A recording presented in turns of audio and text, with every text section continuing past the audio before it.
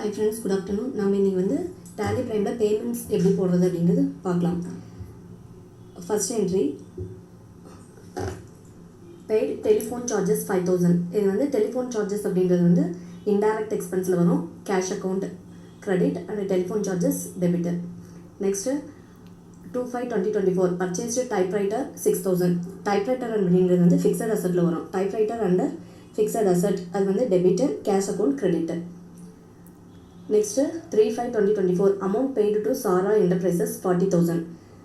Amount வந்து நம்ம பே பண்ணுறோம். ஸோ அது வந்து பர்ச்சேஸ் பண்ணதுக்கு அமௌண்ட் பே பண்ணுறோம். அவங்க வந்து sundry creditor.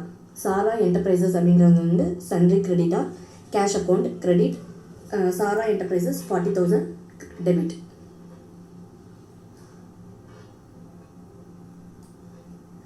Five 2024 factory rent paid ₹5,000. Factory rent அப்படின்றது வந்து நம்ம டைரக்ட் எக்ஸ்பென்ஸில் போடணும்.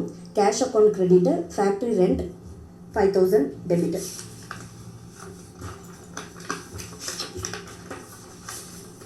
Next 6/5/2024 discount allowed ₹1,000.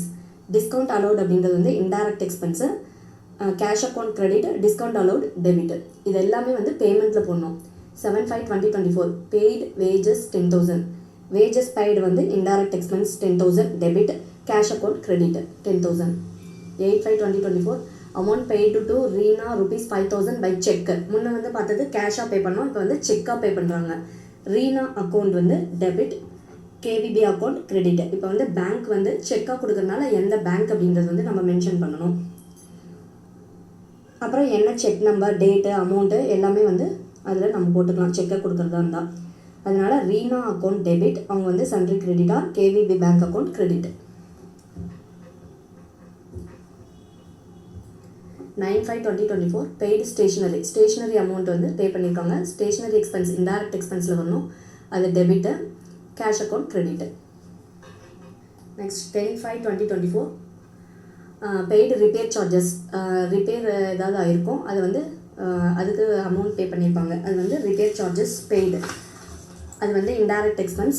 Cash account credit 1,000, repair charges debit 1,000. இது வந்து இன்டைரக்ட் எக்ஸ்பென்ஸில் வரணும். இது எல்லாமே வந்து பேமெண்ட்ஸ். இது வந்து தியரி பார்த்து நான் சொல்லியிருக்கேன். நெக்ஸ்ட் வீடியோவில் நான் வந்து எப்படி டேலி ப்ரைமில் ப்ராக்டிக்கல் பண்ணுறது அப்படின்றது சொல்கிறேன். Thank you friends.